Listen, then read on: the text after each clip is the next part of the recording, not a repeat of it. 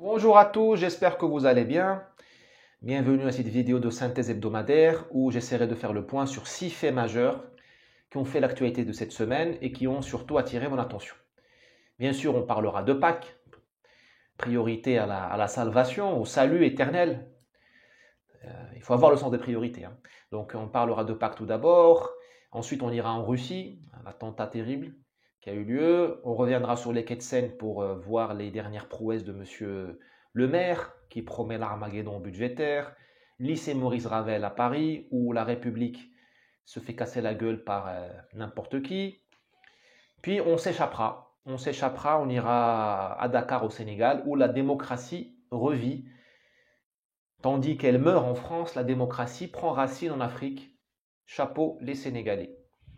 Et enfin, on voyagera avec Tintin au Brésil.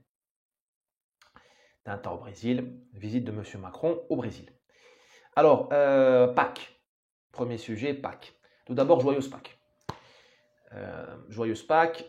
Je vous le souhaite que vous soyez catholique, protestant, juif, athée, agnostique, je ne sais pas quoi, musulman.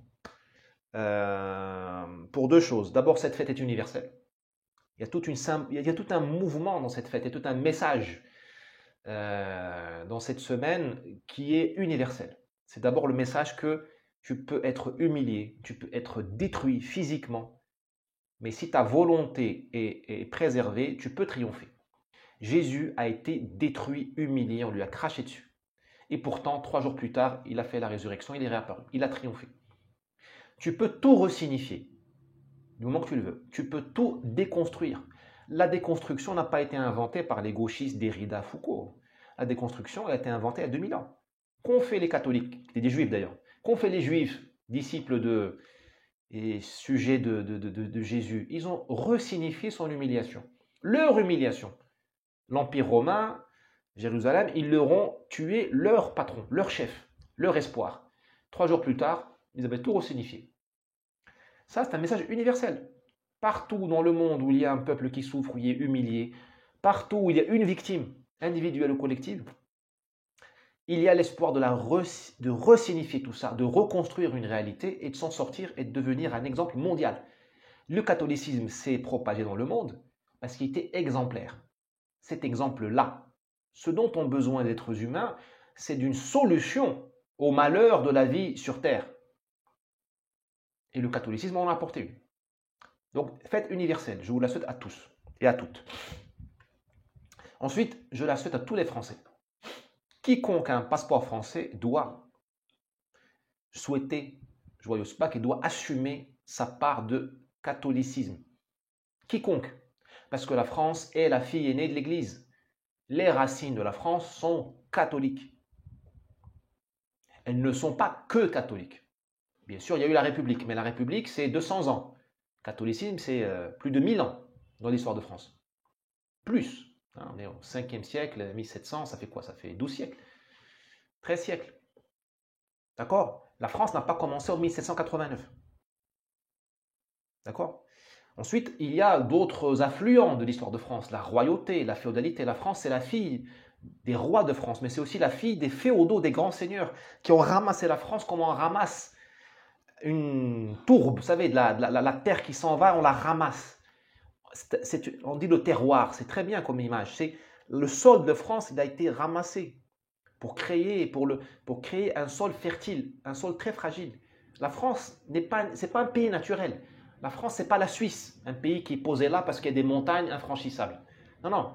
La France, c'est un pays qui a été ramassé par les hommes, avec beaucoup de délicatesse, beaucoup d'efforts, beaucoup de sang. Normal, l'histoire est tragique. Mais le catholicisme, c'est un des affluents principaux de la France. Donc quand tu deviens français, tu reconnais Jésus et Marie. Tu fais une place dans ton corps pour Jésus et Marie, que tu sois musulman, que tu deviens français, ou même si tu es athée. Tu reconnais Jésus et Marie. D'ailleurs, moi, je plains les athées. Je vais encore faire plein d'amis. Enfin, je plains les athées qui oublient leurs racines catholiques. Parce qu'ils ont perdu l'avantage, enfin, oui, ils ont perdu l'avantage d'accéder à Dieu, même si Dieu peut pardonner. Dieu pardonne. Donc, qui suis-je moi pour dire ce que Dieu va faire? Mais ils ont perdu le bénéfice de la foi, l'accès, la promesse du paradis, tout ça. mais ils continuent à avoir les réflexes des catholiques. Moi, je vois dans l'extrême gauche des catholiques frustrés. L'église bête, méchante, intolérante du 19e, du 18e, elle s'appelle LFI aujourd'hui. Elle s'appelle Amnesty International. Les ordres religieux de persécution, intolérants, sectaires, ils sont à Sciences Po aujourd'hui. Ils sont dans les syndicats étudiants aujourd'hui. Ils sont à la Sorbonne, ils sont à Paris 8 ou je ne sais pas quoi où. Vous voyez ce que je veux dire? Les mères supérieures qui maltraitaient les nonnes et tout ça, elles sont à la mairie de Paris, elles sont à la mairie de Grenoble, elles sont à Bordeaux. Les humanitaires ont remplacé les bonnes sœurs et les missions expéditionnaires, les missions, les missionnaires. Les humanitaires ont remplacé les missionnaires. Il y a eu un transfert, sauf que on a changé de drapeau. Ce n'est plus Dieu, l'Église, c'est le catéchisme progressiste. À la limite, pourquoi pas, enfin. Mais je plains ces athées-là qui se croient libres de toute religion alors qu'ils sont plus religieux que leurs ancêtres, dans le sens le plus bête qui soit. Parce que la religion n'est pas que lumière, la religion a une grande part d'ombre. Une grande part d'ombre. L'Inquisition, ça a existé. Sauf que la mise à l'index, ça a existé. L'index continue, hein. On continue à brûler des livres en France. Sauf que on le brûle digitalement sur France Inter en disant voilà, faut pas lire un tel, faut pas lire un tel, faut. Vous voyez ce que je veux dire? L'Inquisition continue en France, hein. L'examen de la foi des gens, de leur pureté idéologique continue. Faites un tour à Sciences Po. Très bien. Donc, vos racines sont catholiques, que vous le vouliez ou pas. Ça ne se discute pas. Ce n'est pas démocratique. Je suis désolé, l'identité n'est pas démocratique. Votre génétique n'est pas démocratique. Parce que votre identité, votre civilisation ne sont pas des nuages dans le ciel. Le cloud n'existe pas. C'est dans la chair. L'identité et la civilisation sont reliées à la chair, à votre corps par votre sang, votre race. Excusez-moi, je prononce des mots tabous. La race existe. Vous êtes de race française, donc votre sang parle plus fort. Quand vous dormez, vous échappez à vos opinions. Quand tu dors, qui te commande? C'est ton inconscient. Et ton inconscient, il a une part collective, partagée, avec tous ceux qui vivent avec toi, avec tes contemporains, les Français d'aujourd'hui, mais aussi avec tes ancêtres. Tes ancêtres te parlent quand tu dors. Et ça, tu n'es pas souverain quand tu dors. La souveraineté est limitée. Le seul souverain, c'est Dieu. La souveraineté de l'homme est limitée. Quand tu dors, tu échappes à ta volonté. Il vaut mieux embrasser ça que de lui tourner le dos, de vivre comme un esclave qui s'ignore. Et je dis aux musulmans, enfin à tous ceux qui s'assimilent à la France, s'assimiler, c'est accepter cette part de catholicisme. Je ne dis pas qu'il faut vous convertir à Jésus et Marie, mais reconnaître que ça existe, enfin reconnaître son impact et son... Enfin, je ne sais pas, moi tu ne vas pas commencer à manger des sushis sans saumon. Tu ne vas pas commencer à manger japonais si tu ne manges pas de riz. Tu ne peux pas venir au Japon et dire je veux manger japonais, donnez-moi à manger japonais, je veux manger comme vous, et dire je ne mange pas du riz. Il vaut mieux ne pas dire je mange, vaut mieux manger italien, mange des pizzas au Japon. Vous voyez ce que je veux dire? Moi, je n'en voudrais jamais à un musulman qui veut rester étranger en France. Je le respecte plus qu'un Français de contrefaçon. Il vaut mieux avoir des étrangers en France que des Français de contrefaçon. Passeport français, les maladies françaises, hein, le syndicalisme bête et méchant, l'impertinence, l'irrévérence, l'amour démesuré de l'État, hein, l'amour démesuré de la retraite à 55 ans, 60 ans. Le type, il a 18 ans, il rêve déjà de sa retraite. Ça, c'est ce qu'on appelle les maladies françaises. Le jacobinisme, tout se passe à Paris, en province, il n'y a rien, tout ça. L'amour de l'État, j'en ai parlé, et en même temps, ne pas être véritablement français. Pendant le ramadan, il va embêter tout son monde, il va faire porter le bois à sa fille, etc., etc. Il ne va pas travailler, il ne va pas aimer le travail. Vous savez, il vaut mieux être étranger en France que d'être un mauvais Français. Il y avait un proviseur, non, un recteur de l'académie d'Alger, dans les années 30, qui disait « Nous ne sommes pas venus en Algérie pour fabriquer des Français de contrefaçon. Ceux qui veulent devenir Français doivent devenir des vrais Français. Des Français de leur terre. Tu peux être musulman en Algérie et être français. Parce que la France, ce sont des idées, tu peux intégrer. Mais on ne veut pas avoir des Français de contrefaçon. Il vaut mieux que tu restes musulman algérien que d'être une contrefaçon. Voilà. Je ne peux pas citer les noms, je ne veux pas avoir des procès en diffamation. Parce que j'en vois plein de français de contrefaçon aujourd'hui. Vous voyez ce que je veux dire? Il y a des choix dans la vie, mais il faut faire les choix. Il ne faut pas se mentir à soi-même. Donc vos racines sont chrétiennes, point final. Catholiques, j'insiste, catholiques. Violence, extrême violence dans la vie de Jésus, dans le dénouement de sa vie sur terre. La violence fait partie de l'histoire. Hein, les génies qui nous gouvernent, pour ne pas dire autre chose, nous ont fait croire à l'illusion que la vie pouvait être... que la seule tragédie, c'était le climat. Non, la tragédie, il y a une file d'attente, une file indienne, pour nous casser la gueule. Les candidats à nous casser la gueule font la queue. Certains pays du Sud, certains mouvements religieux, certains virus, bactéries qu'on ne connaît pas, certains groupes financiers. La tragédie, on a rendez-vous avec elle. Ce qui importe, c'est de ne pas rater le rendez-vous, tout simplement. Ou si on le rate, si on se fait casser la gueule, de resignifier comme l'ont fait si brillamment les catholiques. On en a parlé au début de la vidéo. La trahison, on a rendez-vous avec elle. Jésus a été trahi. Si tu trahis Jésus, le prophète, tu sais que c'est un prophète, tu as vu ses miracles, tu le trahis quand même. C'est ce qu'a subi Jésus. Comment tu peux toi te dire, simple mortel, que tu ne trahiras jamais? Moi, je vais trahir. C'est la nature humaine. Moi, je peux être ultra violent sous certaines conditions, sous un certain commandement. Ce que nous dit le message de Pâques, c'est la trahison, la violence font partie de l'être humain. J'assume ça. Je ne suis pas meilleur que ceux qui ont trahi Jésus. Je ne suis pas meilleur que ceux qui ont crucifié Jésus. Mais je mérite le salut. Je ne vais pas attendre de me purifier pour être sauvé. Je ne vais pas passer ma vie à faire de la méditation, de la contemplation, de la psychothérapie jungienne, lacanienne, freudienne, pour un jour, ou à prier, non, il faut prier, il faut faire la thérapie, il faut se connaître soi-même, mais il faut aussi se mouiller, agir. Parce que c'est la nature humaine, on est né comme ça. Si Dieu voulait que nous soyons purs, il nous aurait fait purs, n'est-ce pas? Il nous aurait fait, nous serions tous des anges. Or, nous ne sommes ni des anges ni des démons. Nous sommes tels que nous sommes. Et nous méritons le salut. Et d'ailleurs, ce salut, nous devrions lutter pour lui. Parce que c'est probablement notre seule liberté. Probablement. Une de nos rares libertés. Parce que si tu crois au salut, tu t'en fiches, tu t'en moques de Le Maire, Macron, Hidalgo. Ils peuvent casser Paris, ils peuvent te donner des tickets restaurants, des tickets diesel, ils peuvent te donner le 13e mois, le 14e mois, la retraite à 45 ans. Ce qui t'importe, toi, c'est le paradis. Ils ne vont pas t'acheter avec des tickets diesel ou des chèques énergie. Tu vois ce que je veux dire? Ils peuvent te maltraiter, te traiter de fasciste, tu t'en fiches. Le seul dans l'opinion t'importe, c'est Dieu. Alors qu'une bande de progressistes te disent tu es fasciste, tu fais de l'extrême droite, tu souris à leur crachat, tu souris à cette diabolisation, tu souris à cette persécution, tu dis bon, la seule opinion qui importe pour moi, c'est celle de Dieu. C'est ça la liberté. Une des libertés, il n'y a pas que celle-ci. Ce message-là, bien sûr, il est hérétique. Ça, je vous demande de faire des likes et des partager, parce que vous vous rendez compte, si tout le monde commençait à penser comme ça, le système s'effondre, parce qu'ils nous tiennent, parce que nous croyons que la vie s'arrête à 60 ans, à 70 ans, à 80 balais.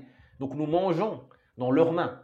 Hein, c'est les biens de consommation, c'est le sexe, la promiscuité sexuelle, ce qu'ils appellent la libération sexuelle, c'est il y a le Covid, vite piquez-moi. Parce que nous croyons que la vie s'arrête. La vie ne s'arrête pas, elle continue. L'histoire continue. L'histoire continue. C'est un des grands crimes de l'Occident que de nous avoir fait croire que la vie s'arrêtait à la mort du corps. Il nous a privés d'une grande partie de notre liberté. Nous sommes des esclaves qui nous ignorons, on s'ignore.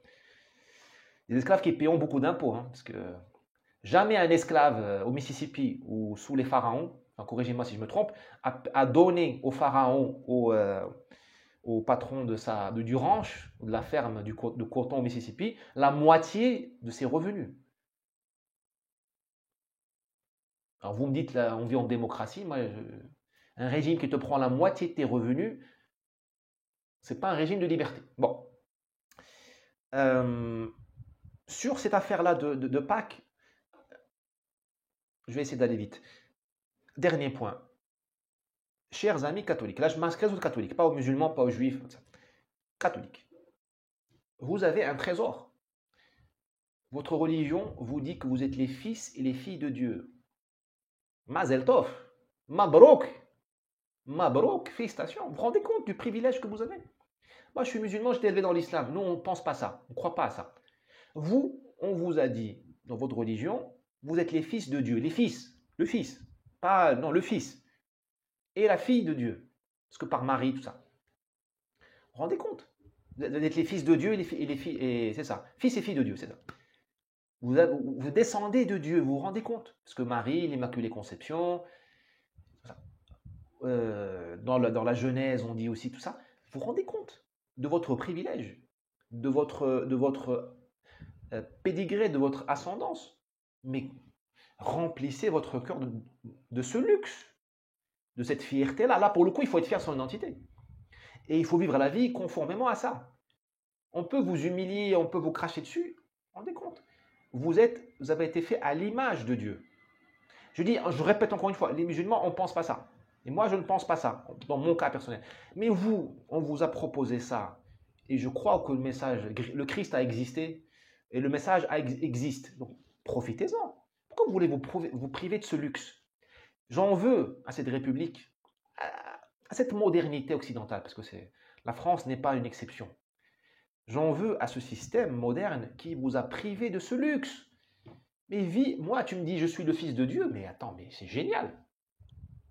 Je continuerai à vivre comme je suis, mais avec un poids en moins.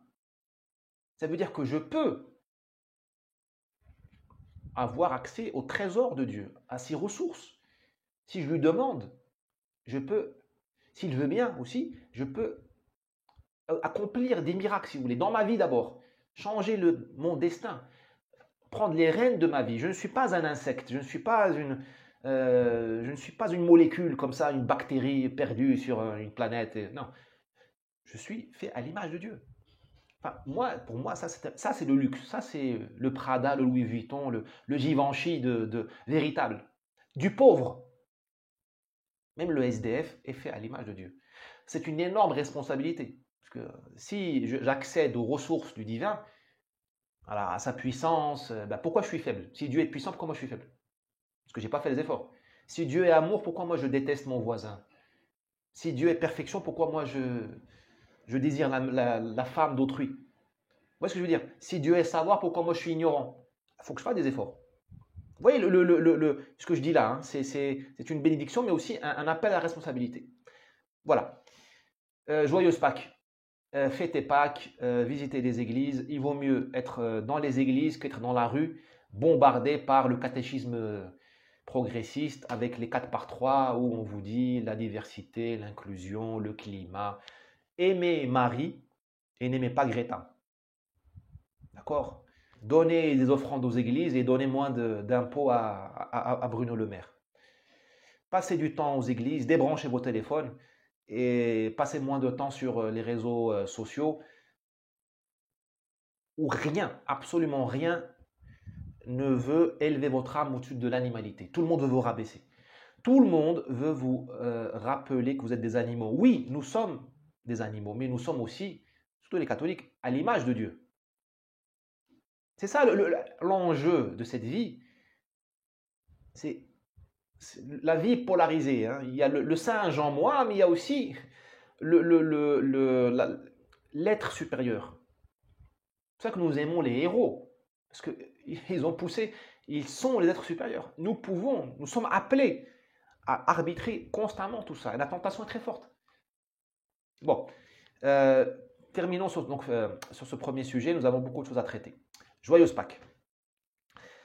Deuxième sujet, l'Ukraine, donc plutôt la Russie. Hein. Deuxième sujet, l'attentat en Russie revendiqué par Daesh. Alors, bien entendu, durant les premières heures, les premiers jours, les commentateurs de plateau ont conspiré, ils ont développé des théories du complot. Ah, ce n'est pas Daesh, c'est le FSB, c'est Poutine, c'est je ne sais quoi. Nous avons eu les mêmes chez nous aussi de l'autre côté de la Méditerranée. Ce n'est pas le Daesh, c'est la CIA, enfin je ne sais quoi. Euh, je vais me concentrer sur les commentateurs de plateau, tout ça. Au fait, vous voyez bien que le complotisme, le seul complotisme qui est interdit, c'est le nôtre. Les seules fake news qui sont interdites, c'est les nôtres. L'enjeu du système, manifesté par LCI, BFM, CNN, MSNBC, tout ça, New York Times, le Monde, l'enjeu du système, ce n'est pas l'information. Son enjeu, son objectif, c'est la désinformation. Ils veulent propager leurs fake news. Ils ne luttent pas contre leurs fake news, contre les fake news. Le système ne lutte pas, ne combat pas les fake news. Il lutte pour son monopole sur les fake news. Il veut être le seul à t'intoxiquer. Il veut être le seul à mentir.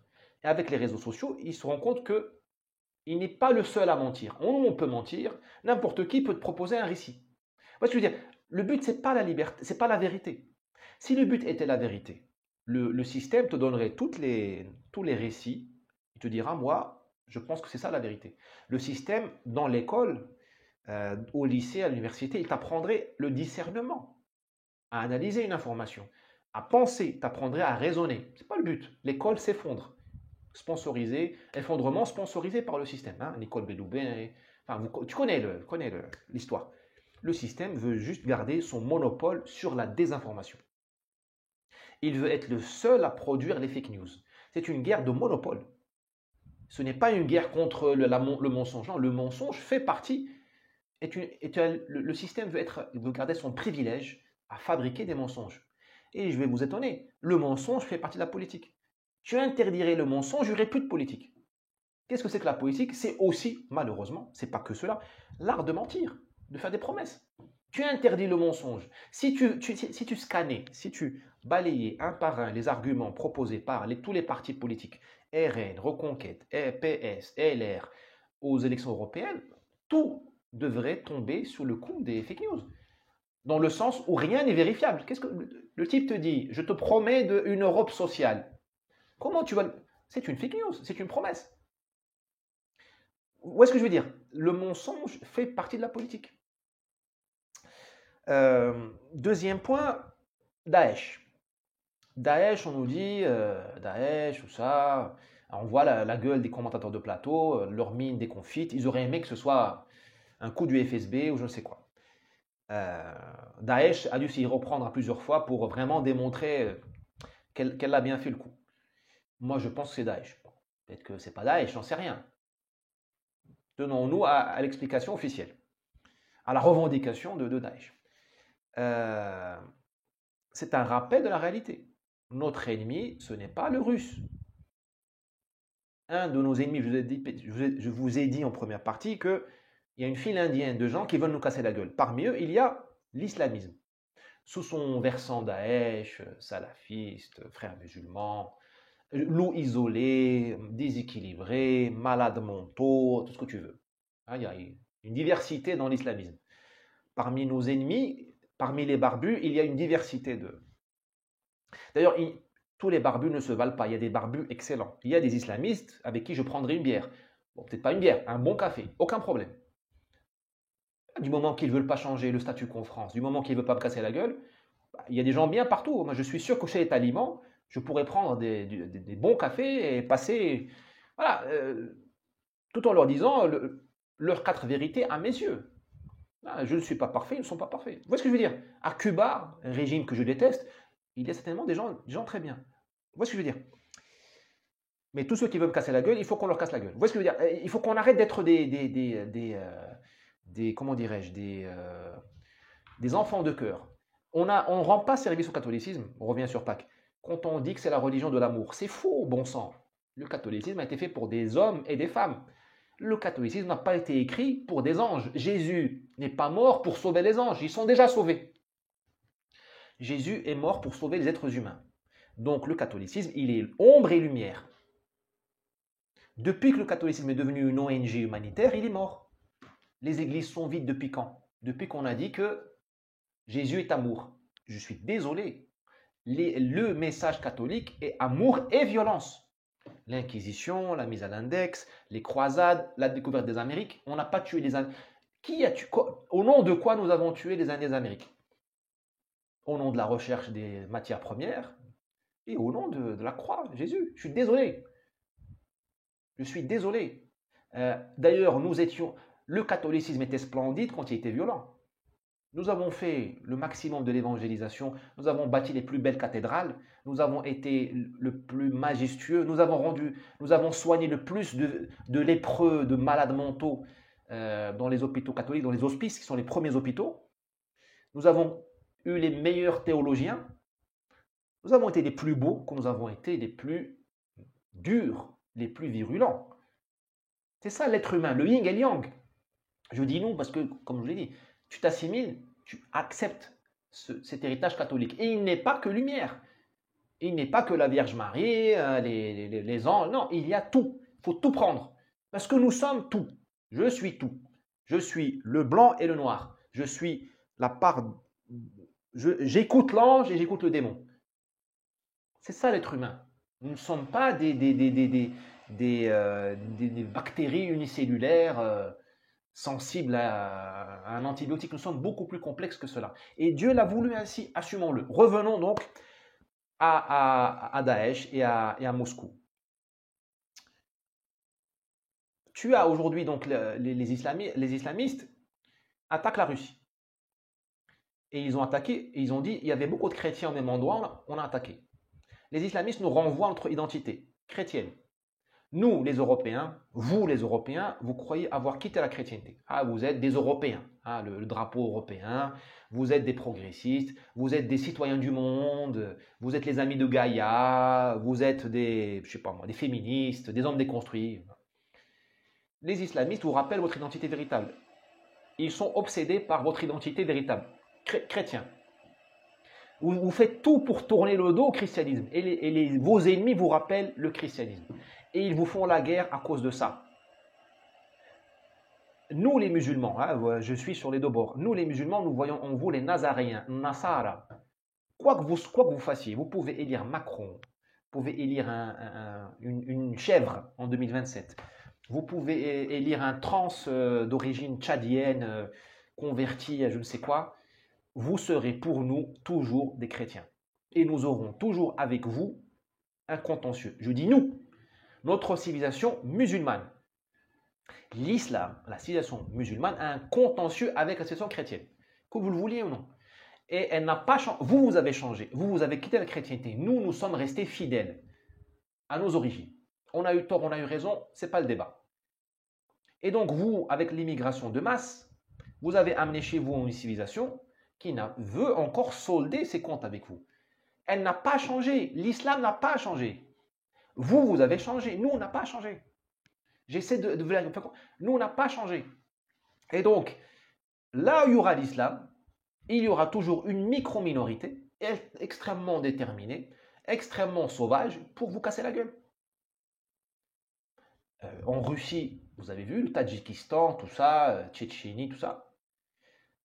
Chez vous, Bataclan, les attentats du quotidien, la plupart des agressions en France sont commises au nom de ce clash de civilisation. Parce que les gens qui attaquent vos enfants, qui violent vos grands-mères, je suis désolé de dire ça, hein, mais qui violent les grands-mères chez elles, ne le font pas pour acheter du pain. Ils le font dans un cadre de conflit de civilisation. C'est du racisme anti-blanc, anti-chrétien. Et écoutez-les parler, bon sang. Écoutez ce qui se passe dans les prétoires en France, dans les tribunaux. Écoutez ça. Là où il y a islam, il y aura attaque de la chrétienté. C'est comme ça. Et l'immigration, bien sûr, amène ce contact à votre porte, hein, sur votre palier. Merci la gauche. Hein, merci à tous. Hein. Ils sont vivants d'ailleurs. Hein, ils sont encore vivants. Ils sont payés souvent par la République pour des missions bidons. Ils sont vivants, hein, les saints patrons de l'immigration de masse. La droite aussi a participé. Mais c'est un cadeau de la gauche, cadeau empoisonné. Mais aussi, même s'il n'y a pas d'immigration, là aussi c'est un point très important, on aura toujours le contentieux. Quand il n'y avait pas d'immigration, les musulmans vivaient en Afrique du Nord et en Méditerranée orientale, sous la domination turque notamment. Il y avait toujours les pirates, il y avait la guerre. Il y avait la guerre. Il faut voir ce que c'est que les pirates d'Afrique du Nord, Maroc, Algérie, Tunisie, Libye, et d'Afrique et de Méditerranée orientale ont fait aux chrétiens. On vous a toujours attaqué. Même si vous étiez chez vous, nous étions chez nous. Et vous nous avez bien rendu l'appareil. Vous nous avez fait les croisades, vous nous avez cassé la gueule pendant les croisades et vous nous avez colonisés. Moi, je pense qu'on est quitte. Quand on me parle de repentance, moi, je pense qu'on est quitte. On est quitte. Mais bon. Là où il y a contact entre islam et chrétienté, vous aurez la guerre. La diversité, ce n'est pas pour l'islam et la chrétienté. Je suis désolé. La diversité peut-être entre, je ne sais pas moi, tu fais une diversité, je sais pas, entre... Le Brésil est une diversité, il y a 200 peuples indiens. Ouais, d'accord, bon, ça peut marcher. Mais entre là où il y a ces deux civilisations, tu auras le conflit. Et je ne stigmatise ni les musulmans ni les chrétiens. Il y aura toujours un... Parce que la civilisation est une bénédiction, mais aussi une malédiction. C'est un démon. Al-waswas, comme on dit chez nous, al-waswas al-khannas chez les musulmans. Elle te susurre la nuit, ou dans tes moments de colère, les haines, elle te susurre tes haines. Et la haine du musulman, elle peut être cette haine-là contre le chrétien. Il y a aussi la haine contre le juif, on en parlera peut-être un jour. Je ne dis pas tous les musulmans, mais je dis, ce message existe. Certains, c'est la tentation. Hein, la tentation du Christ, le Christ dans le désert, le diable. La tentation, ce n'est pas seulement participer à une orgie ou boire du vin ou je ne sais quoi, hein, désirer la femme de l'autre ou je ne sais quoi. La tentation, c'est céder à ce message, à ce démon. Va casser la gueule aux chrétiens, va casser la gueule aux juifs, tout ça. Et c'est pour ça que vous avez ces problèmes-là avec les Tchétchènes, les Tadjiks, tout ça. Parce que il y a une distance quand même entre Moscou et le Tadjikistan, avec plusieurs milliers de kilomètres. Que faire? Il n'y a rien à faire. Je suis désolé, il n'y a rien à faire. C'est une loi de la nature, si vous voulez. Il faut vivre avec. Moi, je n'ai... Vos amis, vos véritables amis, vous diront qu'il n'y a pas de solution. En tout cas, il n'y a pas de solution de miracle. Il faut un contact, j'allais dire, il faut séparer, et il faut un contact à dose homéopathique. Nous pouvons collaborer, nous pouvons nous aimer, mais nous n'allons pas fusionner. D'ailleurs, la preuve, il n'y a jamais eu de mariage entre le Nord et le Sud, de mariage royaux, princier. Hein, le roi du Maroc, Moulay Ismaël, a demandé, je crois, une des descendantes de Louis XIV en mariage. Refus. Il n'y a jamais eu de mariage entre la monarchie marocaine et la monarchie espagnole, aragonaise, tout ça, castillane, ou la monarchie portugaise. Jamais. Il y a eu, me semble-t-il, des mariages entre les Balkans et les Turcs. Va vérifier. Il n'y a jamais eu de... On n'est pas fait pour fusionner. C'est comme ça. Encore une fois, revenons à notre place. Nous ne sommes pas Dieu, nous sommes des êtres humains. Acceptons notre construction et vivons avec. Je ne dis pas qu'il faut cesser de nous parler, mais je dis que là où nous serons toujours probablement les rivaux les uns des autres. Comme ça. Donc, ce message-là, bien sûr, ne passe pas avec les papes de l'immigration de masse. Le pape lui-même, le pape argentin, ce message-là qui est pour moi le simple bon sens, il faut lire les livres d'histoire. Les livres d'histoire crient ce que je viens de dire. Ils le crient. Le pape, apparemment, ignore ce message-là et il dit « Je vais laver les pieds des migrants par Lampedusa ». Bienvenue chez les fous. Donc cette guerre de civilisation, elle va continuer. Alors on me dit souvent sur les réseaux sociaux « Oui, mais les musulmans sont les premières victimes de l'islamisme ». J'ai envie de dire « Et alors ?» Bien sûr, si on regarde le bilan des attentats, il y a plus de musulmans qui meurent aux mains des islamistes que de chrétiens ou de juifs. Et alors, allez dire ça aux parents de Lola. Parce que Lola, c'est un attentat. Hein, c'est pas, on ne viole pas, décapite pas une fille comme ça par une... Enfin, non. Allez dire ça aux parents des victimes du Bataclan. Allez leur dire, ouais, ta fille est morte, ton fils a perdu une mâchoire à cause d'un tir de Kalachnikov à 50 cm de distance. Il ne marchera plus jamais, il n'aura plus de bouche, il ne travaillera plus jamais. Mais sache qu'il y a plus de musulmans morts de l'islamisme que ton fils, que de chrétiens. C'est indécent de dire des arguments comme ça, c'est indécent. C'est indécent. C'est juste indécent. En plus, c'est inutile. Parce que c'est un signe profond de, je suis désolé de parler comme ça, je ne veux pas être cassant, mais d'aveuglement. C'est une ignorance crasse de la situation. Tous les mouvements qui veulent le pouvoir, surtout quand ils sont minoritaires, et je vous ai dit, ce sont des mouvements minoritaires. Mais les minorités font l'histoire. La majorité, comme l'a dit De Gaulle, ce sont les veaux, dont je fais partie, se font conduire. Vous avez toujours vu qu'il y a les moutons sont plus nombreux que les pasteurs. Vous avez remarqué ça. Voilà. C'est ça une des lois de l'histoire. Les mouvements minoritaires, pour accéder au pouvoir, ils n'ont pas 36 000 manières. Il y a la violence. Donc c'est normal que le FLN algérien ait tué plus de musulmans en Algérie que de Français en Algérie. Vous le saviez ça. Il a tué, même si ma mémoire est bonne, j'ai plus les chiffres en tête, 10 fois plus chez les musulmans que chez les chrétiens d'Algérie, que chez les Européens, chez les pieds noirs. Parce qu'il voulait prendre le pouvoir rapidement. Il n'avait pas le temps de faire la campagne électorale, de convertir les cœurs et les esprits, de faire de la propagande, de faire des 4 par 3, de distribuer des leaflets. Il a fait tout ça. Enfin, pas les 4 par 3, mais il a distribué des bulletins, tout ça, mais il n'avait pas le temps. Donc, il a terrorisé. Et il a tué tous ses concurrents chez les musulmans. Ils ont tué le frère de Abbas, je crois, qui était pharmacien. Donc, Fahd Abbas, il a été intimidé et il s'est tué. Fahd Abbas qui était une alternative au FLN. C'était un indépendantisme plus raisonné. Ils ont tué le MNA. Il y a un village, j'ai oublié son nom, c'est peut-être pas Melouza, peu importe, où ils ont tué 300 personnes d'une nuit, parce qu'ils étaient avec le MNA. Ils ont tué plein de musulmans algériens en France. En France. Parce qu'ils étaient indépendantistes, mais ils n'étaient pas que le FLN. Ils ne voulaient pas payer l'impôt révolutionnaire pour le FLN. Ça, c'est avant les harkis. Avant, je te dis, le FLN combattant. Après l'indépendance, il y a eu le massacre des harkis. Mais pendant la guerre, le FLN a tué plus de musulmans que de chrétiens. Et c'est normal. C'est la loi de la politique. Quand tu es un parti minoritaire, l'ultra-violence, elle te permet de fracasser la majorité, de fracasser les modérés. C'est pour ça que je ne crois pas une seule seconde dans l'islam de France. Parce que l'islam de France, il sera porté par des gens modérés, des gens sympas, avec qui on veut prendre un café ou un thé. Ces gens sympas, ils ne savent pas se battre. Ils tiendront une demi-journée devant les salafistes. Ceux qui gagnent, dans ces configurations-là, où il y a un mouvement minoritaire qui veut le pouvoir rapidement, ils massacrent tous les modérés. Et une des erreurs de la France en Algérie, mais on ne refait pas l'histoire, c'est d'avoir lâché les modérés. Ils se sont fait bouffer par le FLN, bouffer. D'où la suite en Algérie. Maintenant, certains ex-FLN pleurent les pieds noirs. Ben, c'est trop tard. Ah, on s'est trompé. Ah ouais, la France, c'était pas si mal. Non, mais c'est trop tard. Bon, c'est comme ça.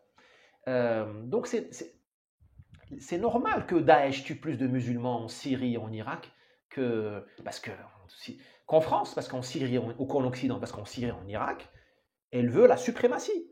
Et elle a face à elle des régimes qui ne sont pas Daesh. Elle a face à elle une majorité de gens qui veulent vivre leur vie, normalement, qui sont des musulmans souvent. Il y a aussi les yazidis, tout ça, les chrétiens, les fameux chrétiens oubliés par le pape, hein, qui se font bouffer tout cru par Daesh en Irak, en Syrie. Tout le monde s'en fiche, tout le monde s'en moque, à commencer par le Vatican. Bon, comme ça.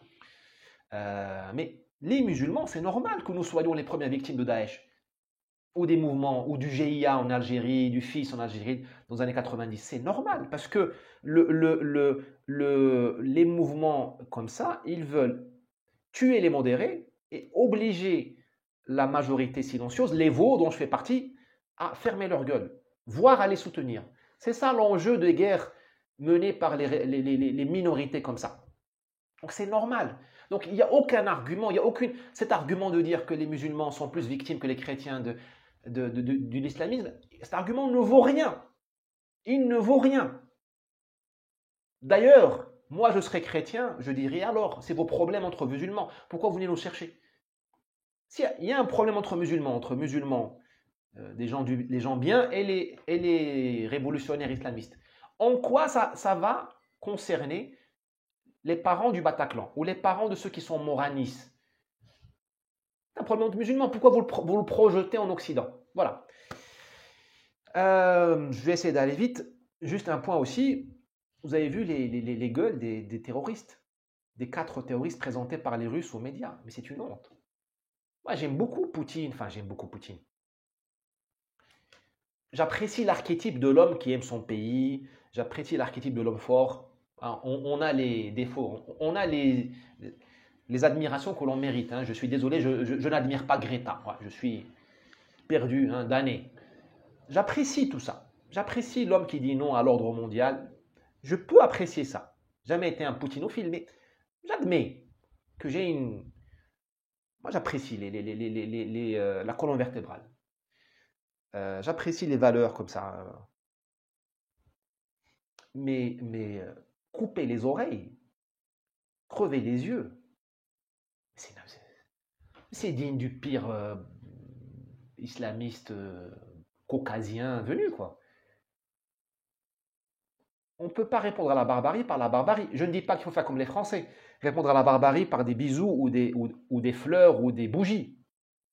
Mais couper les oreilles des gens, mais c'est n'importe quoi.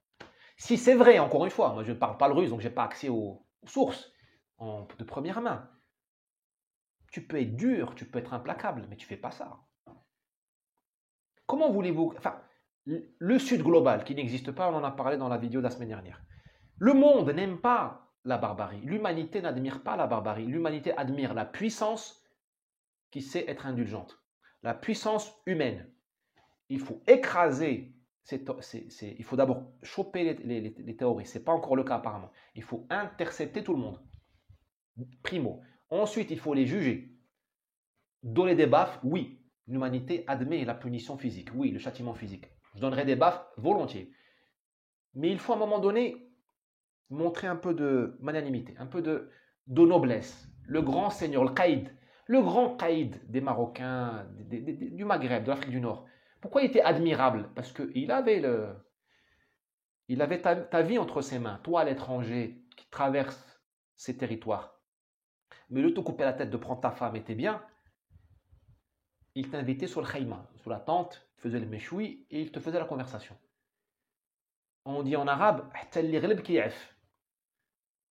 celui qui triomphe doit avoir le sens du pardon. Je ne dis pas qu'il faut pardonner à ces terroristes, mais au moins il faut les traiter comme un grand peuple. Là, si c'est vrai ce que je vous ai dit, les Russes ont raté une occasion de marquer des points. Le monde n'admire pas les barbares. Il n'y a rien de plus facile que d'être un barbare. Hein, on fabrique un barbare en 9 mois. 9 mois, tu fabriques un barbare. Hein. Tu mets un homme, une femme, tu fabriques un barbare. 9 mois. Hein. Non déplaise aux féministes et aux wokistes, un homme et une femme font des gosses. Tu fabriques un être, un noble, il faut 9 mois plus plusieurs années d'éducation. Et il faut une idéologie, une religion, blablabla. Bon, très bien. Donc c'est vraiment dommage que les Russes aient raté cette occasion-là de se poser comme une... Le monde veut une alternative à l'Occident. Nous en avons marre de l'Occident. Mais comme je vous l'ai dit l'autre fois, nous n'avons pas d'alternative. Moi, je ne veux pas quitter les Lumières de Voltaire, même si je déteste Voltaire, mais je préfère Rousseau, qui me ressemble. Enfin, attention, non. Il me ressemble par sa maladie mentale. Il souffrait du syndrome de persécution. Moi aussi, j'ai si je fais attention, je peux rentrer là-dedans. Je ne suis pas Voltaire, je suis loin d'être à son niveau. Mais je veux bien quitter Voltaire et Rousseau, mais pas pour rejoindre des gens, une civilisation, un modèle qui coupe les oreilles et crève les yeux de ses ennemis. Non, je suis désolé, je préfère rester avec Rousseau et Voltaire. Vous voyez ce que je veux dire? Bon, allons on a déjà 45 minutes. Allons chez troisième sujet, Bruno Le Maire, le génie de la finance, qui part en croisade contre les déficits. Je mesure mes paroles pour éviter des procès. Mais... est-ce qu'un athlète convaincu de dopage va partir en croisade contre dopage? On est là-dedans. On est à ce niveau de ridicule. La seule chose que devrait faire M. Le Maire, c'est démissionner. Démissionner. Est-ce que le capitaine du Titanic va ouvrir une académie d'instruction, une académie de pilotage ou de navigation? Non. La seule chose que puisse faire le capitaine du Titanic, c'est de prendre le chemin de l'exil.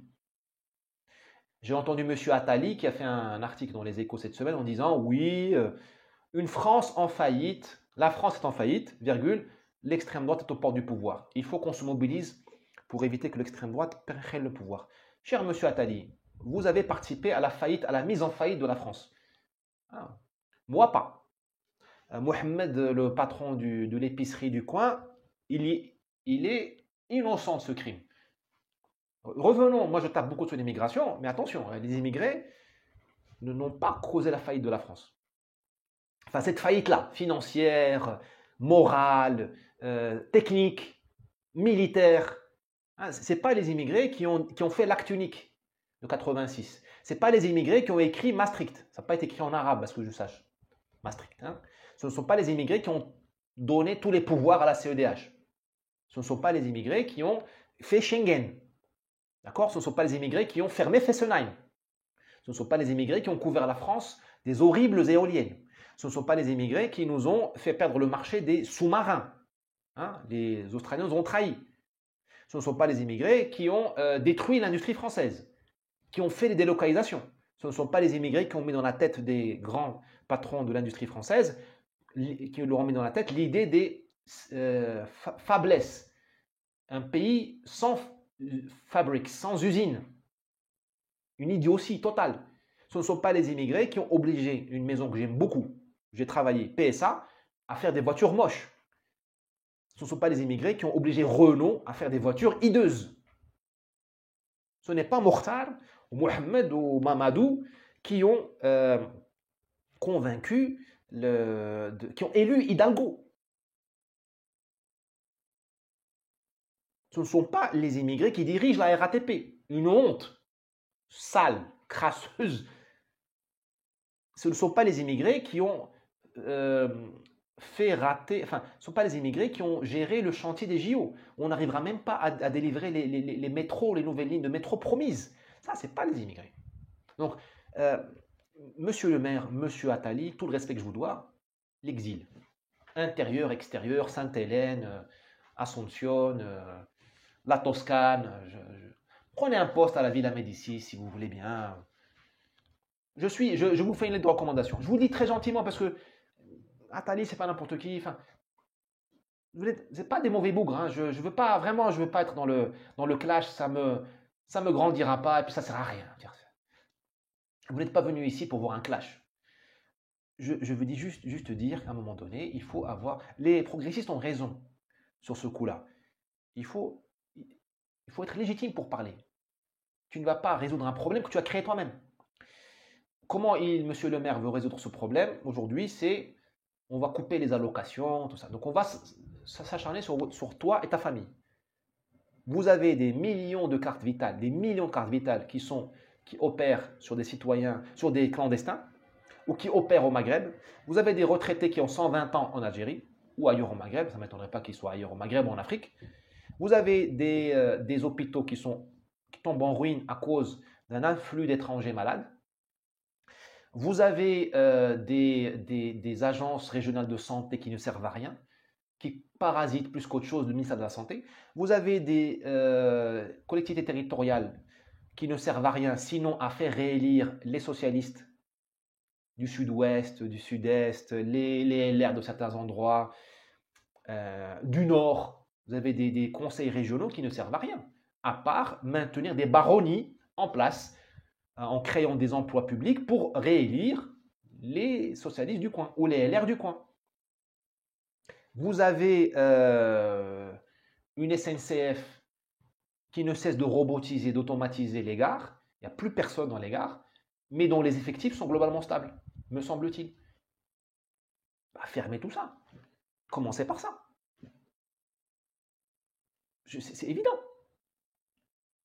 Pourquoi allez vous acharner sur les familles françaises, sur les chômeurs? C'est la guerre, c'est ce que j'appelle le management par maltraitance. Le management par maltraitance. C'est-à-dire, on te casse la gueule. Je vous ai dit, il y a une longue file de gens qui veulent te casser la gueule. Parmi elles, l'État. Durant le Covid, l'État t'a maltraité. Il t'a confiné chez toi. Il t'a emprisonné. Il t'a obligé à prendre des médicaments que tu ne voulais pas prendre. Il t'a empêché de voir tes grands-parents. Il t'a empêché de fêter Noël comme il se devait. Il t'a empêché d'acheter des jouets. Rappelez-vous, hein, l'État a décidé, on nous dit le néolibéralisme, il n'y a pas de néolibéralisme.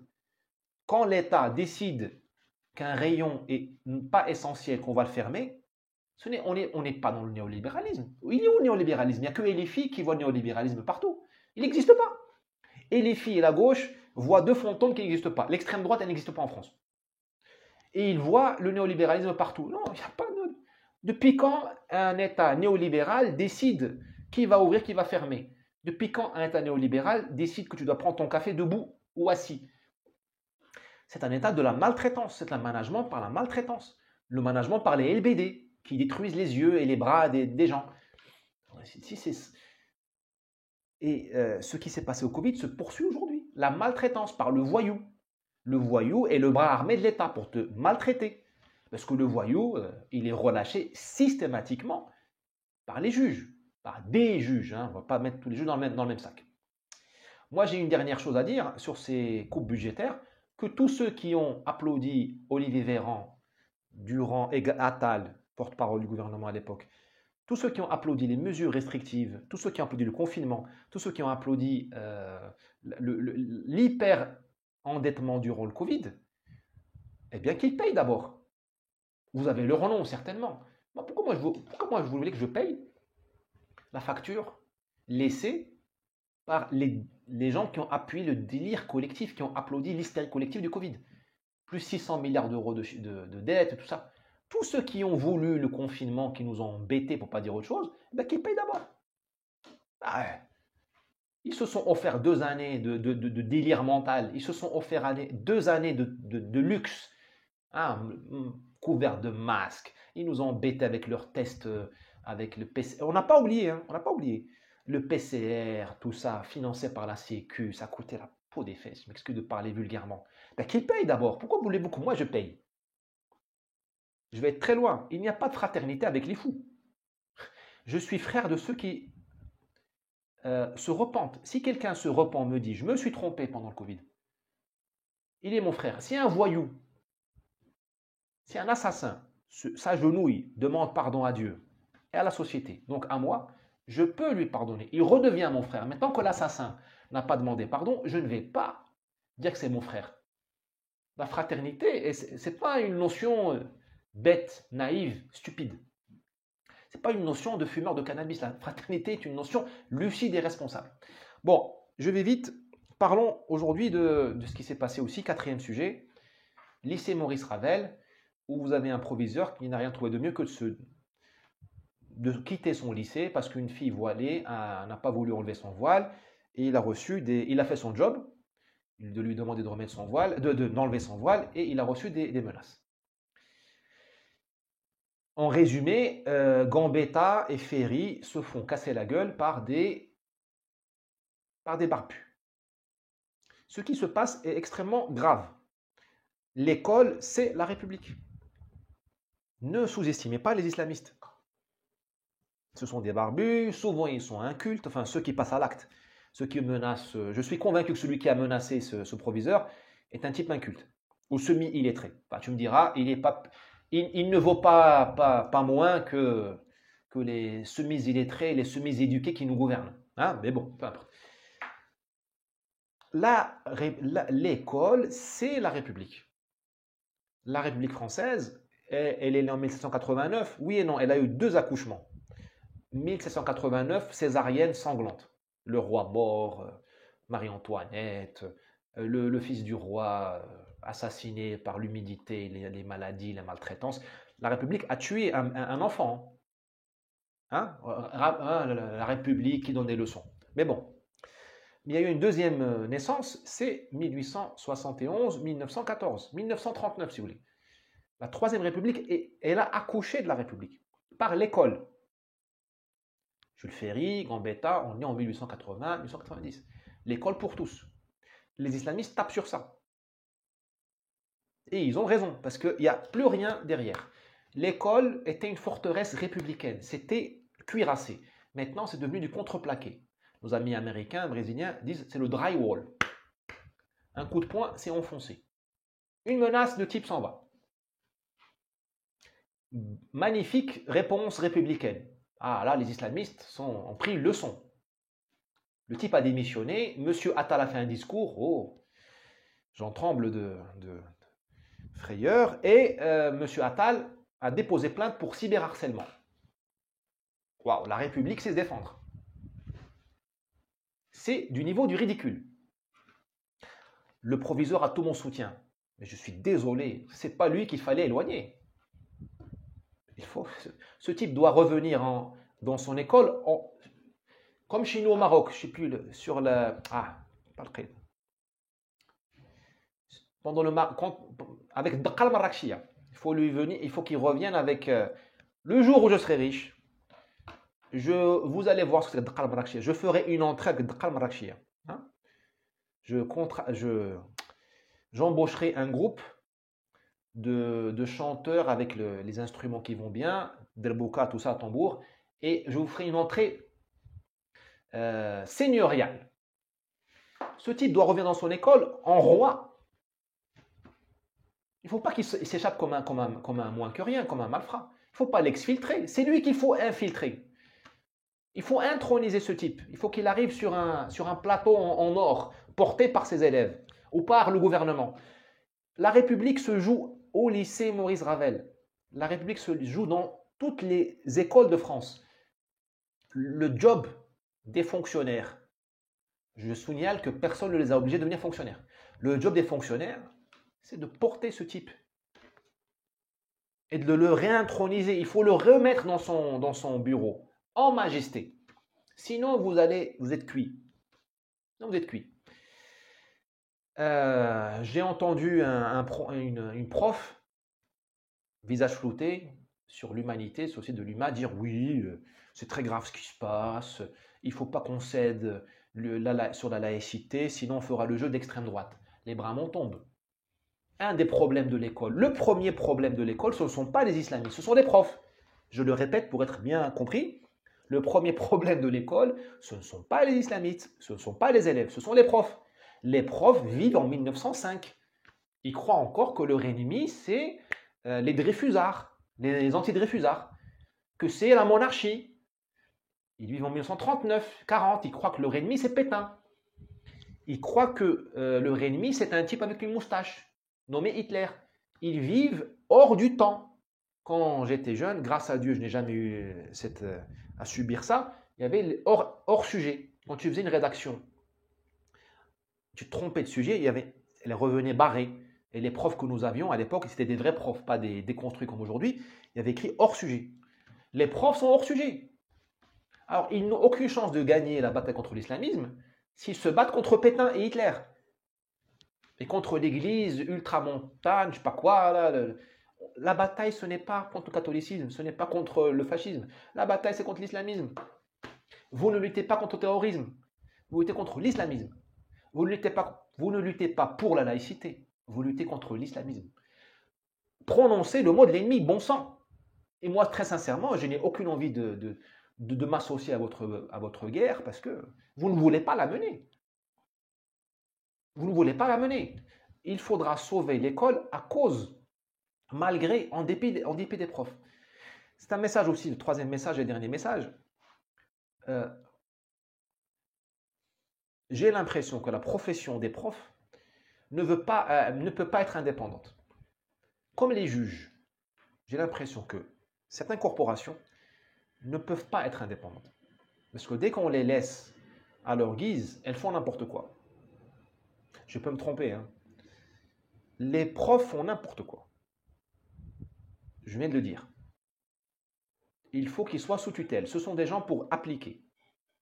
Et l'exécution est un art difficile. Hein. Tout le monde n'est pas né pour décider. Et nous avons besoin de magnifiques stratèges qui décident.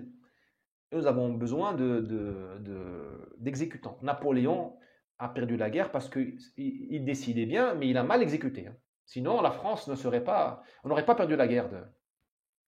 On n'aurait pas perdu à Waterloo. Hein, si nous avions pu exécuter. Les profs les profs ont vocation à obéir à des ordres qui viennent d'en haut. Jadis, c'était l'Église, vous avez les jésuites, les profs religieux, l'enseignement était religieux. Peu après, c'était la Troisième République. Maintenant, il faut reformuler une politique que les profs vont appliquer à la lettre. On ne veut pas que les profs développent une pensée propre. Je le dis comme je le pense. Pareil pour les juges. Vous avez libéré les juges, vous leur avez donné le pouvoir, vous avez le laxisme pénal. Les juges ne peuvent pas faire de politique. Ils doivent appliquer la politique. Ils sont quand même au service du pays. Ce sont des fonctionnaires. Tu veux faire de la politique, tu démissionnes de la magistrature, tu deviens comme Zemmour, hein, il était journaliste.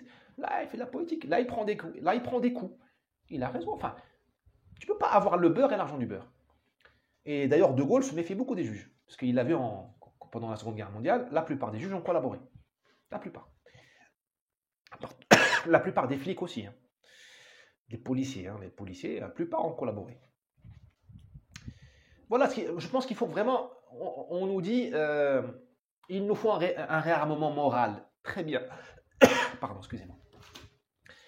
Le réarmement moral, c'est pas retour à Jésus.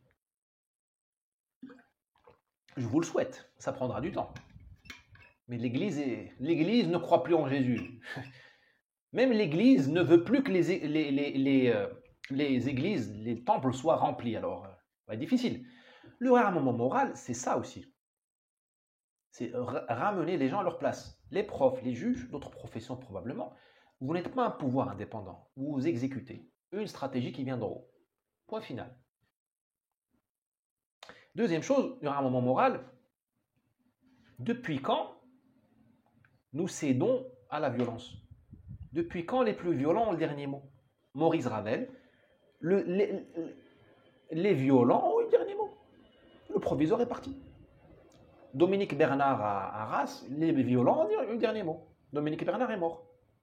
Samuel Paty, près de Paris, les violents ont eu le dernier mot. Partout en France, les violents ont le dernier mot. Nous sommes spécialistes dans la suprématie des violents. Le réarmement moral, encore une fois, c'est pas refaire la chapelle Sixtine, refaire Notre-Dame. J'aimerais beaucoup. C'est pas notre accès, c'est pas notre portée pour l'instant. C'est trop dur pour nous. On va pas avoir un nouveau siècle catholique ou un nouveau siècle français aujourd'hui. On n'a ni les hommes, ni les femmes, ni l'idéologie, on n'a rien. Je peux me tromper, hein, mais je ne pense pas que je me trompe. Par contre, ce qui est à notre portée maintenant, débat, comme on dit en marocain, débat, maintenant. D'ailleurs, il y a une chanson populaire marocaine qui dit débat, débat, débat. Il faudra qu'on fasse une vidéo sur la chanson populaire marocaine. C'est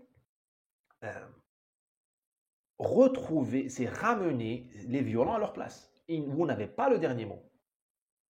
Vous n'avez pas le dernier mot. Et le premier qui la ramène, il ferme sa gueule, il va en tôle ou deux baffes. Amnesty International, on ne va pas lui donner deux baffes, on va pas l'entendre quand elle va nous dire à l'ONU, je ne sais où, la France, vous avez... Non. Il est impensable que les violents aient le dernier mot. C'est ça le réarmement moral. C'est pas autre chose. Réarmement moral aussi, c'est retrouver les missions de l'école. Je vais être très clair. Au Maroc, la plupart des Marocains se rêvent de mettre leurs enfants dans l'école française. Je pense que c'est pareil en Algérie et en Tunisie.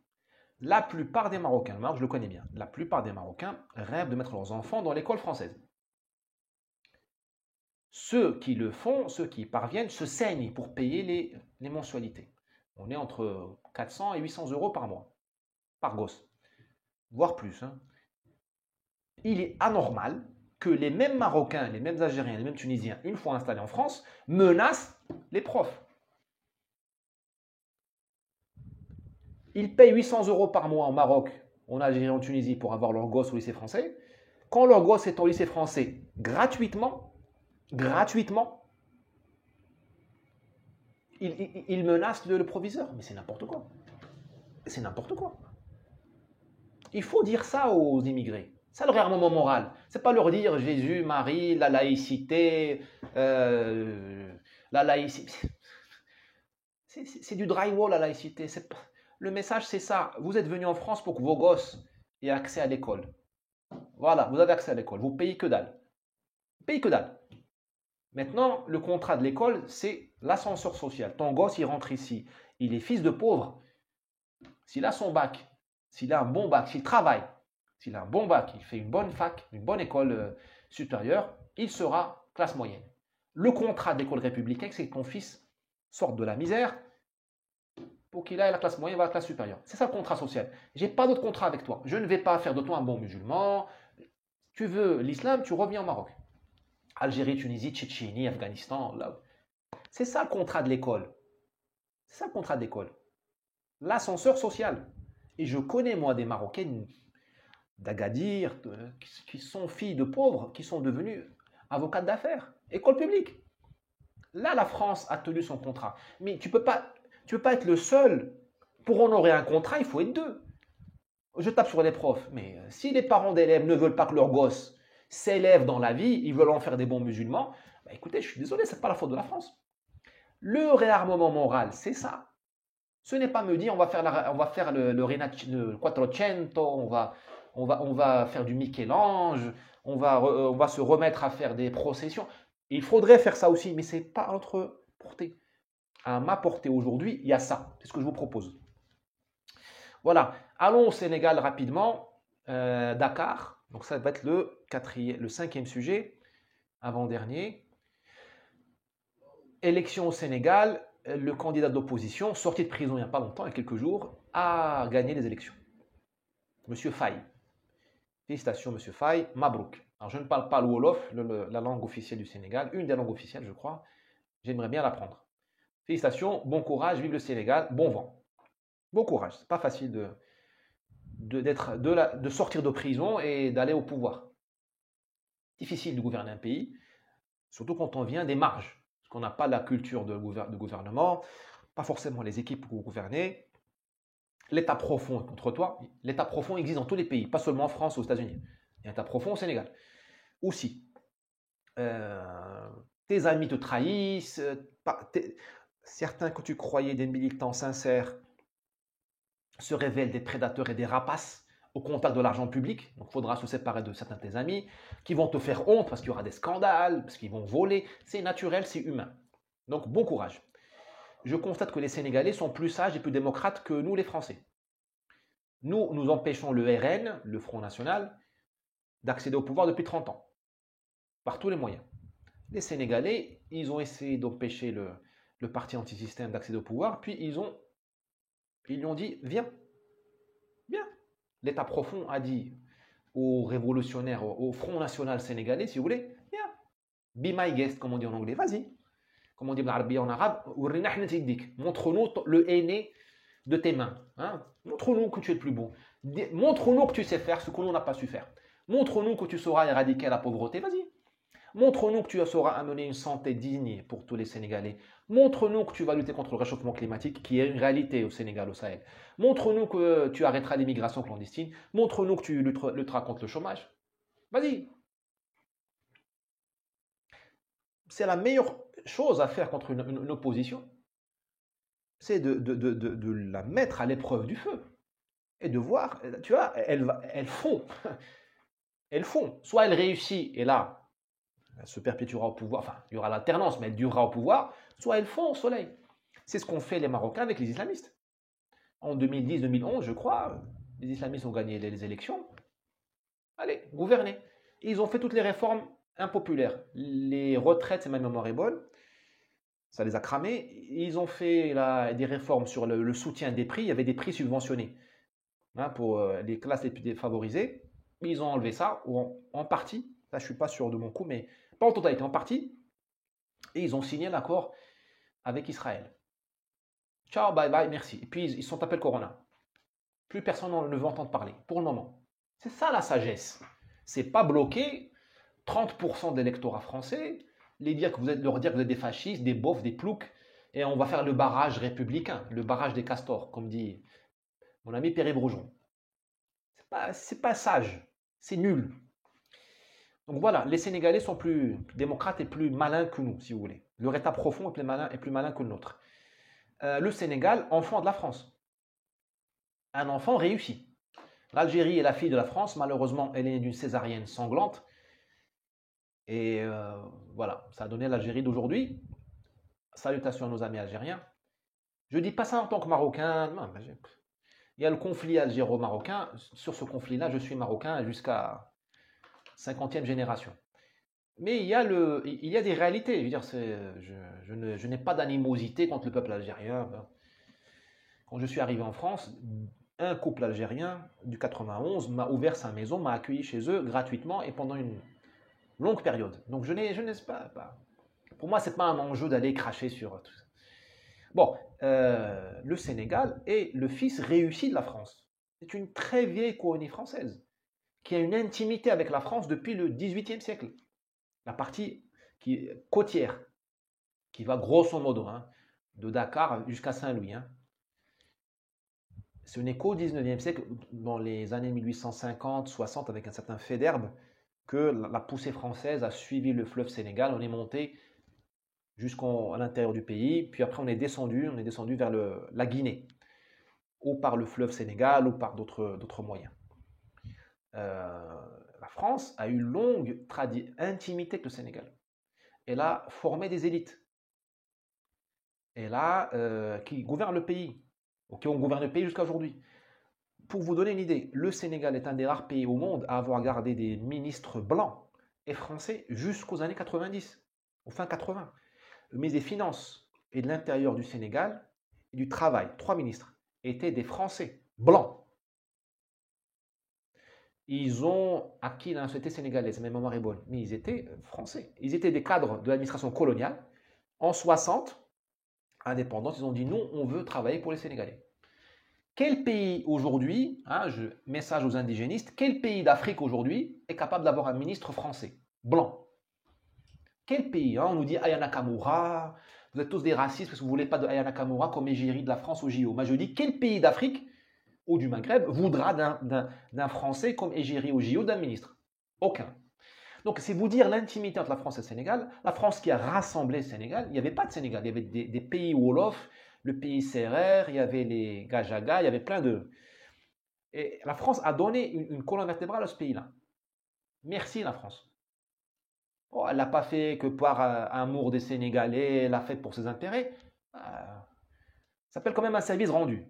Parce que même le médecin qui t'injecte le vaccin, même le médecin qui sauve ta vie, il reçoit salaire, en général. Donc, toujours un intérêt.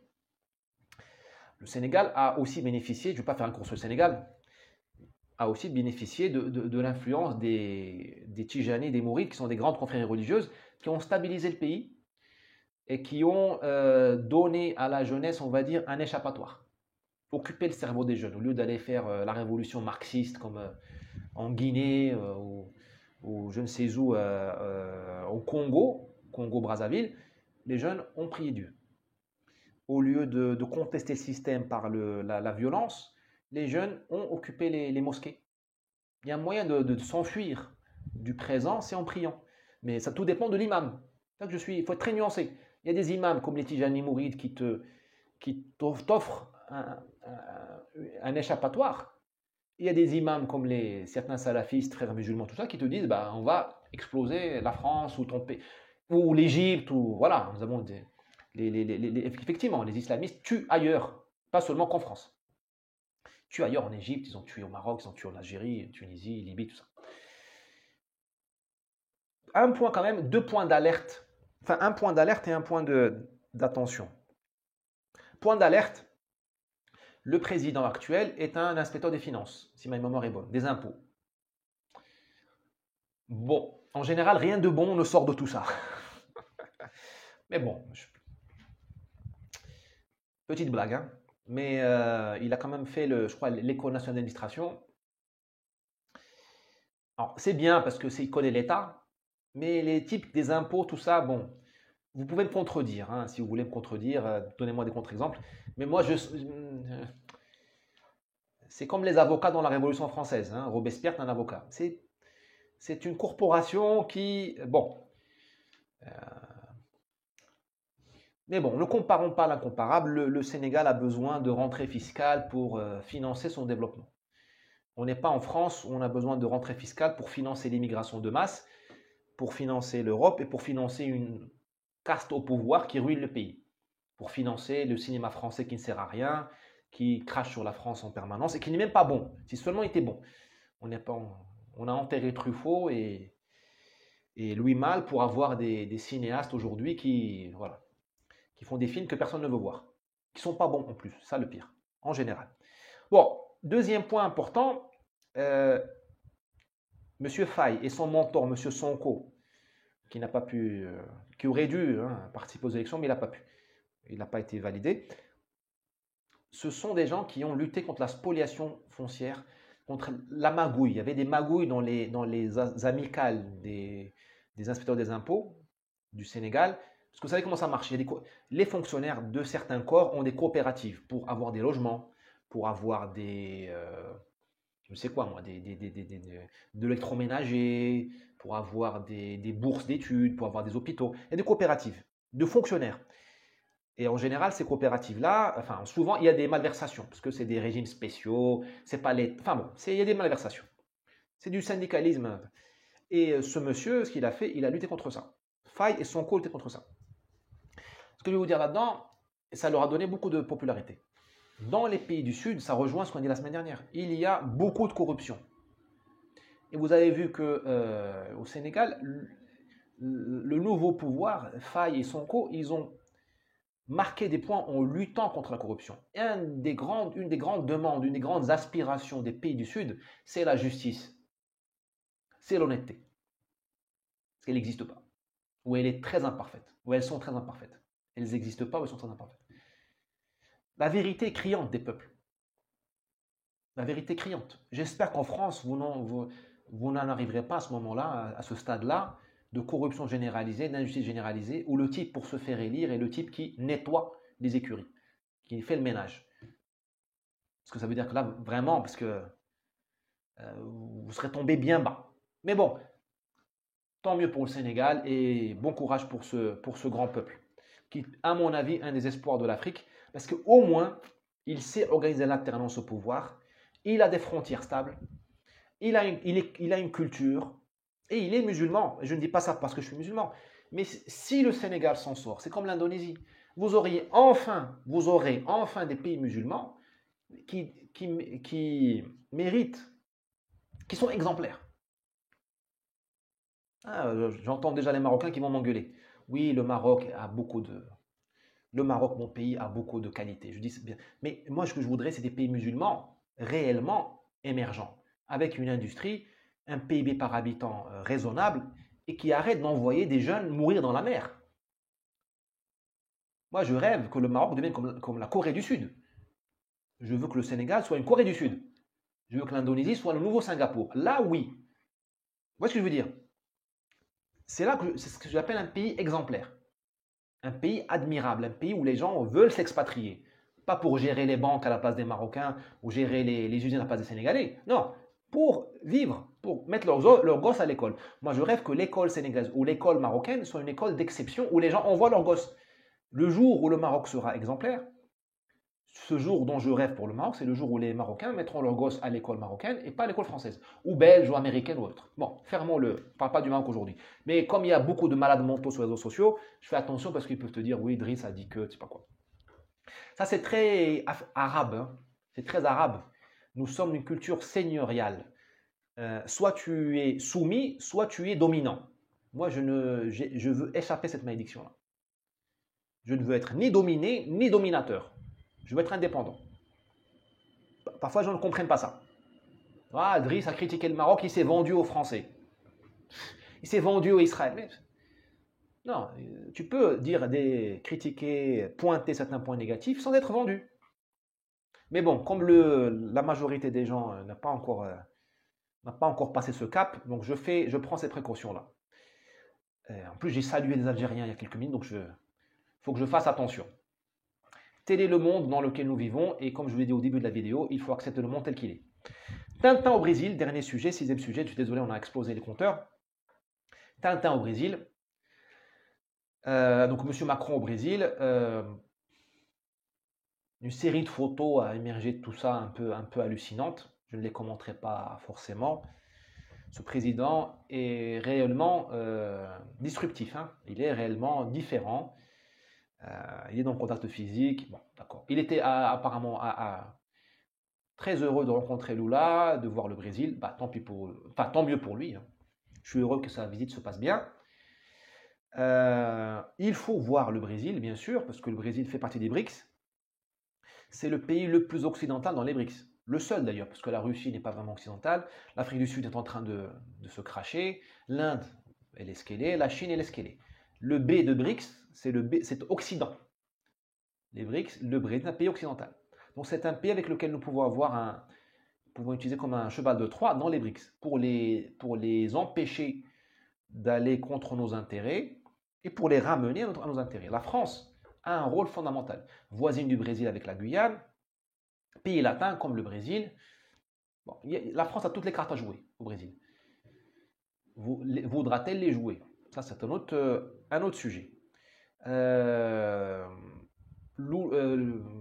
Macron a visité l'Amazonie au moment où on apprend qu'un procureur français de Guyane a été exfiltré de Guyane, comme le proviseur de Maurice Ravel, parce qu'il a reçu des menaces d'un gang brésilien.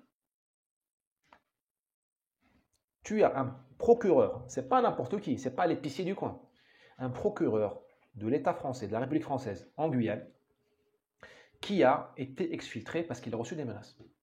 Mais on est chez les fous. Ce n'est pas le procureur qu'il faut exfiltrer, c'est le gang brésilien qu'il faut exfiltrer. Mais on est chez les fous. Mais qu'est-ce qui se... Mais on est chez les fous. C'est un crime administratif. On n'a pas élu, enfin moi je ne les ai pas fait, mais Macron, Attal n'ont pas été élus pour démanteler l'autorité de la République. Ils ont été élus pour l'instituer, la préserver, la maintenir. Si à chaque fois que tu reçois une menace, tu te casses, mais attends, mais il est normal qu'un procureur soit menacé, qu'un commissaire soit menacé dans des zones comme ça, où il y a beaucoup d'or, il y a beaucoup de criminalité. C'est normal, parce que si on exfiltre un procureur à Cayenne, de Cayenne vers la métropole, que fera-t-on demain des juges et des procureurs de Marseille? Il faudra tous les renvoyer à Paris. Mais vous voyez ce que je veux dire? Si à chaque fois qu'il y a une menace, on exfiltre, il n'y a plus d'État. Ça devient une espèce d'ONG. Moi, je n'ai pas compris. Pourquoi vous passez chers hauts fonctionnaires, pourquoi vous passez des concours publics? Vous vous plaignez, vous dites que vous gagnez moins. Ben, rejoignez le CAC 40. Rejoignez le groupe PSA, rejoignez la BNP, rejoignez je ne sais qui, travaillez pour la finance. Vous serez gagné, payé 5 fois plus, vous ne serez pas menacé. Et très bien. Mais si vous rejoignez l'État, il faut défendre le corps. On dit l'État, le corps. Vous êtes solidaire de l'ensemble. Vous n'êtes pas libre. Vous faites partie d'un corps. Vous devez le défendre. Je m'excuse de vous dire ça comme ça. Je suis certain qu'être menacé, c'est pas drôle. Mais vous avez fait le choix. Et les dirigeants politiques ont l'obligation de vous le rappeler. Il aurait fallu protéger ce juge. Fortement, intensément, le pavaner dans Cayenne, en majesté, comme pour le proviseur, et chercher ces Brésiliens et les expulser. Alors, au moment où ça se passe à Cayenne, vous avez le Macron à Belém do Pará, à Belém, dans la forêt, en train de dire la forêt, les Indiens, je les adore, préservons la forêt. Si un procureur français est menacé à Cayenne, est-ce que tu crois que les procureurs brésiliens ne sont pas menacés à Belém do Pará? Tu crois que les policiers brésiliens ne sont pas menacés à Manaus? Vous comprenez donc l'impossibilité de préserver l'Amazonie.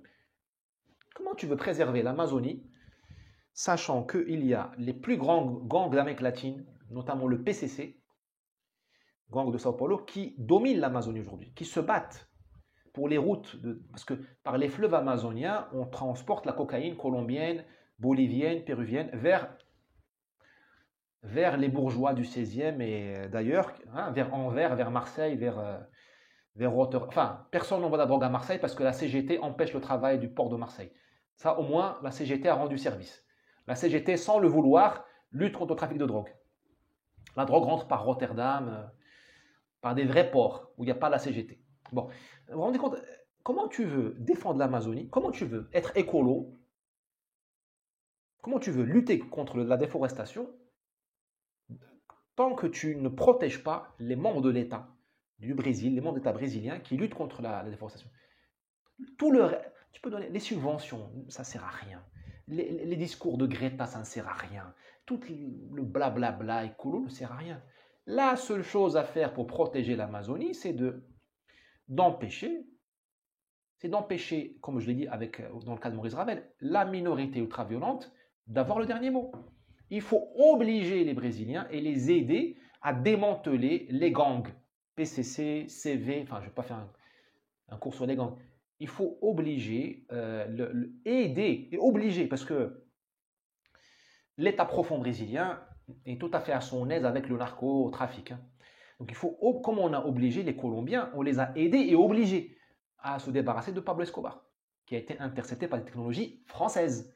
Thomson, les scanners de Thomson, tout ça, et par l'aide américaine, les avions, la DEA, tout ça. Le bloquer. La première chose que doit faire Macron, s'il était vraiment écolo, et si Macron était vraiment préoccupé par l'Amazonie, il devrait demander aux Brésiliens une liste des avoirs des gangs brésiliens en Europe, à commencer par la France. On va les geler d'abord, pour commencer la discussion. Et il faut qu'ils disent aux Brésiliens, les gars, vous voulez le Mercosur, parce que les Brésiliens veulent l'accès au marché agricole français. Vous voulez, parce que Macron veut renégocier l'accord Mercosur-France-Europe. Très bien, il a raison. Parce que c'est un accord qui va massacrer l'agriculture française. L'agriculture brésilienne est beaucoup plus forte que l'agriculture française. Pas pour le vin et le fromage, mais pour tout le reste. Donc vous faites le marché avec le Brésilien, vous allez vous faire massacrer. Donc Macron a raison de vouloir, il faut conditionner la renégociation de l'accord Mercosur-Europe par le combat contre le crime organisé en Amazonie. Ceux qui coupent les arbres en Amazonie, ce n'est pas l'extrême droite brésilienne, bon sang. Ce ne sont même pas les fermiers brésiliens. Rien ne pousse en Amazonie. Le soja ne pousse pas en Amazonie. Il pousse, mais mal. Rien ne pousse en Amazonie. Enfin, rien de ce qui est exporté vers la France. Pas le blé, pas le maïs. Ça ne se joue plus au sud de l'Amazonie. Ce qui se joue en Amazonie, c'est le blanchiment de l'argent du crime organisé, qui coupe les arbres pour vendre le bois précieux, donc il blanchit l'argent, il reçoit des factures pour le bois précieux, qui met à la place des arbres, il met des prairies, donc des pâturages avec des vaches qui sont amenées à l'abattoir et qui reçoivent une facture pour la viande rouge. Ce qui se passe en Amazonie, c'est ça. Ce qui se passe en Amazonie, c'est l'orpaillage illégal, c'est-à-dire le crime organisé finance des gangs de chercheurs d'or qui cherchent les émeraudes et l'or, qui tuent les Indiens, polluent les rivières et tout ça. C'est ça qui se passe en Amazonie. Ben ça, il faut l'arrêter. Il faut arrêter de nous embêter, nous, avec manger du quinoa, manger pas de viande. Tout le reste, c'est du pipeau. Tout le reste, c'est du pipeau. C'est juste la technostructure d'ONG, d'imposteurs qui vous disent on va sauver. Tu ne sauveras pas l'Amazonie tant que le flic brésilien en Amazonie a peur pour sa vie. Et ceux qui peuvent le protéger, c'est l'Union brésilienne, c'est la Fédération brésilienne, c'est Brasilia. Et les gouverneurs du coin, parce que le pays est un pays fédéral. Il faut obliger, barre de fraction, encourager les Brésiliens, les responsables à améliorer la gouvernance de l'Amazonie. C'est la seule discussion sérieuse. Le reste, c'est du pipeau. C'est pour les naïfs qui votent écolo.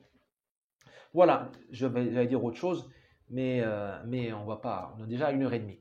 Merci, désolé d'avoir été trop long. J'espère avoir été utile. Joyeuse Pâques à vous tous, à tous les êtres humains. Joyeuse Pâques, que Dieu nous protège. J'allais dire cliquez sur la vidéo, tout ça, j'ai déjà dit. Et je préfère conclure que Dieu nous protège et protège tous nos pays respectifs. Ciao.